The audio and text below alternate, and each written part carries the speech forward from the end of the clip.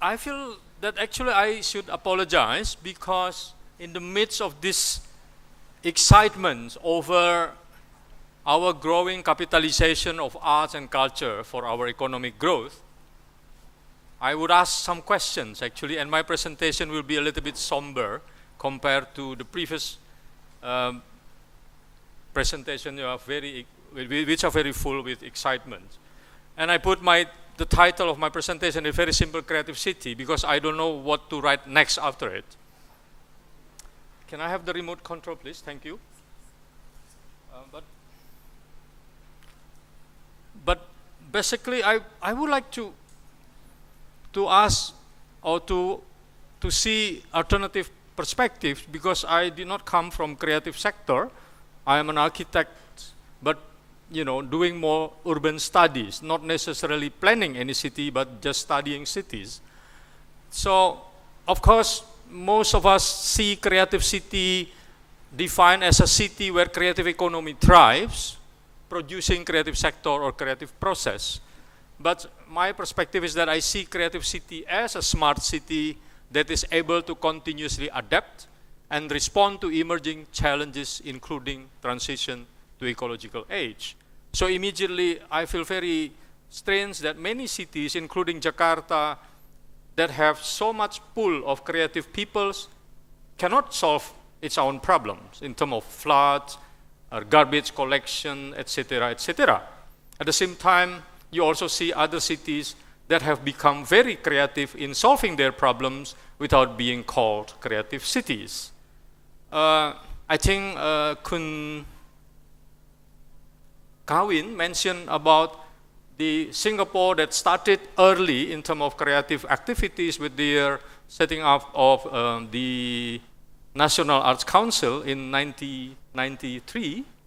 And I must say that Jakarta has actually the first Jakarta have the first Arts Council in Southeast and East Asia in 1968. It was very creative then, solving many of its problems, but now Jakarta is full of problems, full of creative people without any creative solutions. And then of course, I see from my background, I see creative assets are just one of cities' many assets. For example, the 7 asset clusters proposed by John Friedman, which is important in asset-based development approach. I think, however, the approach of building a city based on creative assets has to do with this, has to do with building a city based on its own assets. But creative asset is just one asset of the 7 clusters. Of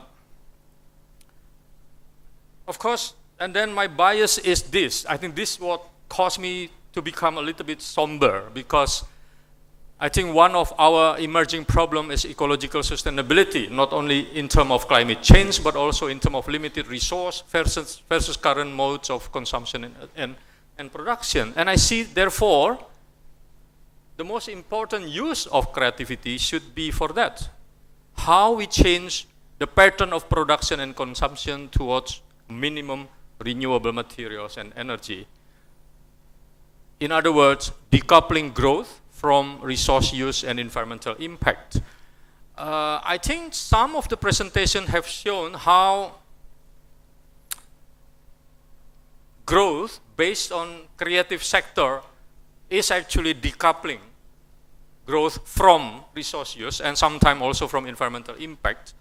But the problem is, I think there are so many talks about creative sector or creative economy in the sense of producing just more and more products. Even if there are more variety of products, I think it's still not answering my concern about how we change towards ecological sustainability. And then I will speak a little bit about our center, Rujak Center for Urban Studies activities that might or might not be related directly to this proposition that creativity should be about changing the pattern rather than continuing and producing more products within the same pattern of resource use and energy use. The first one is what we call urban knowledge dynamics, which is actually encouraging community to produce knowledge about themselves and to share the knowledge about themselves. One example is the result of this program. It's a workshop, website in Surabaya. It's called ayorek.org, but actually they also have a lot of offline activities, including night sharing, mapping ideas, people and places, community history workshop, research workshop, experimenting with people to write about their experience and their interest in the city. And these are a kind of a summary of what is happening in Surabaya, and put them together in a map, in a directory, sharing stories in the website of Ayorek. They publish also books, and now they are publishing periodicals about stories, about cities, about Surabaya. They invite people to produce postcards on Surabaya, and they also organize festivals. The second activity is called Smart City, but then again, this is under the invitation by the ADES Architectural Gallery in Berlin. But then we interpret Smart City very differently. We interpret Smart City as smart citizens, rather than producing, smart architectural design or smart urban design. We asked about 12 very talented young people to produce smart ideas based on community ability to produce rather than to consume. It is a very interesting workshop because I will go very quickly. These are not, so there are 25 proposals, 24 individuals, 16 selected. So at the end, we got only 12 participants. But actually, it is not written here, but with the 12 participants, we actually have 19 resource persons. So it's a very intense workshop. These 12 participants in 2 weeks were bombarded with many, many problems of the city, and then we asked them to produce ideas to solve the problem. This is one example of street photography with Eric Prasetya, which is a very well-known photographer in Jakarta. We confronted the young creative talents to communities in slum.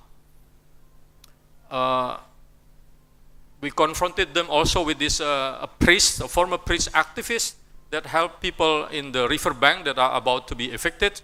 We confronted them with the situation in the city, etc.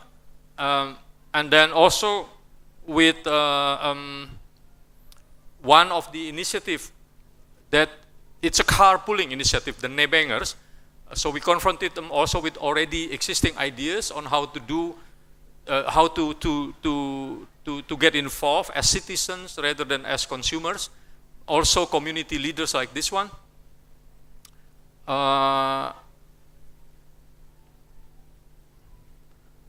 There is a facilitator from Berlin, Dietmar Lake.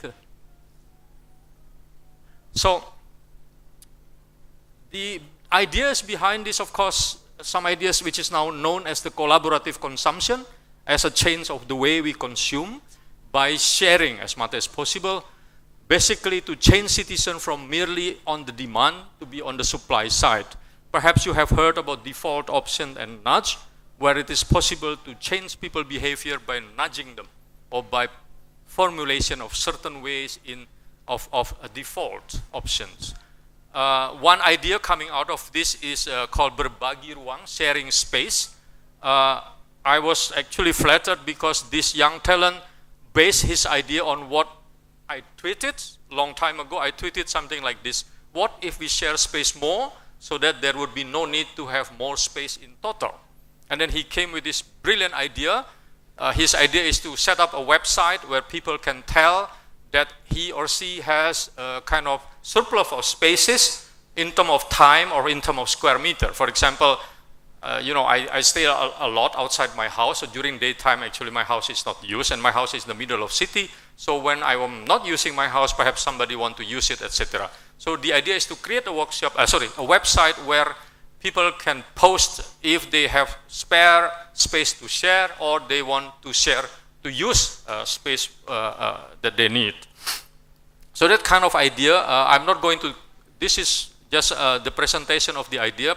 Later on, actually exhibited in Berlin. But this already showed the idea that for us, this is creative city, where the people are creative in providing solutions. It's not about producing new products, even very creative products. These are already existing concept of the Nebangers, carpooling ideas. I'll go very quickly. There are hundreds of these pictures, but now the other one we did was the so-called Jatisura Festival of the Future. Jatisura is a village in West Java that have been transformed from a backwater village into now a well-known artistic hub. There are always international artist residents working in the village. We help them by providing a kind of visioning and planning of the village through what we call Festival of the Future. Basically, it is a participatory, community-based visioning process, and then what we call a reality process. Reality is actually a mapping exercise about what is available in the village and what can be developed. And then the last was the Change Festival, trying to have to kind of formulate actions to be taken for the future of the village. And it is interesting that I think at least two ideas coming out from this process, that they want their village, or what is left in terms of agriculture in their village, they want them to be organic, and then they want their village to develop the craft that are already existing in the village. And these ideas are now taken up by the higher level of government and actually adopted into the formal plan for the village. This is just pictures showing the process. We use pictures to envision rather than words, because if you use words, people would argue a lot. But if you use pictures, it's become more tangible.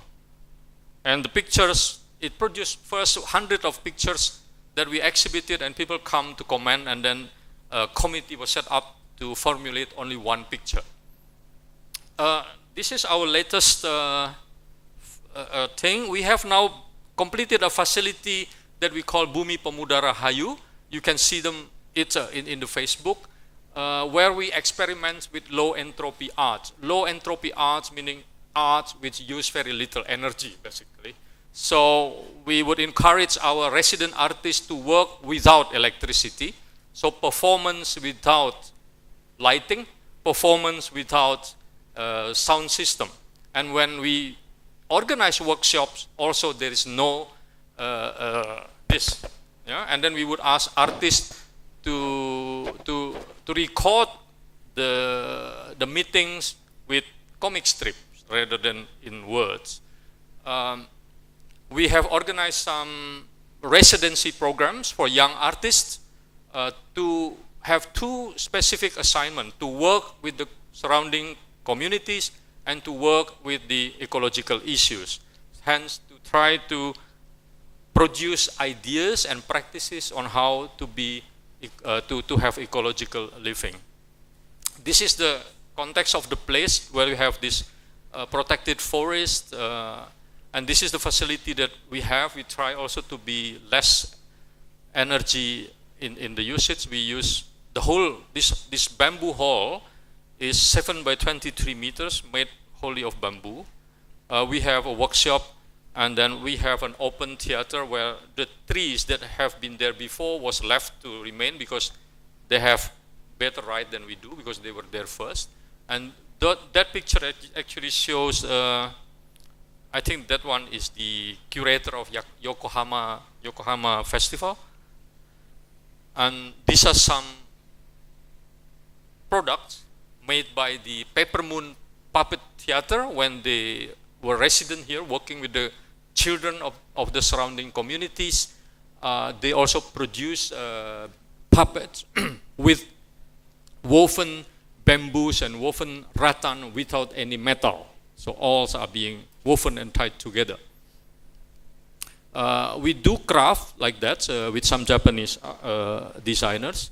We have facility for residents. And this is the last thing that we just about to initiate together with the British Council. Maybe later my colleague Ellen will explain later. The thing is, we are going to start a research team on youth in the creative economy because we are going to have youth bulge. Youth bulge is the picking up of young population in certain period of time. I think the estimate is that we will have that in 2014 or 2016. So it is not just Bandung who is having a huge young population. It's all over Indonesia is happening. And the problem is there is no decrease in unemployment rate, and there is no decrease and no decrease also in university drops out. So you can imagine kind of picking up of young population with a lot of unemployment. So we think creative sector might be a good buffer, which actually reflects already the reality, as Bandung case shows that many young people are now involved in the self-production or co-production of what they need. And we think we would do research, but what we want to do is to get the young people involved in creative economy to do their own self-research. What we would like to provide is a kind of platform where the young people can research about themselves and make the cases about themselves and voice their visions, and perhaps if they need help, then people can come to their needs. We are going to start that, I think, sometime next month. So these are just examples of what we are doing, what we think reflects our views about creative city. So it is not just about producing more products, more variety of products, but about changing the pattern of consumption and production, with a very strong bias in our case towards ecological sustainability. Thank you.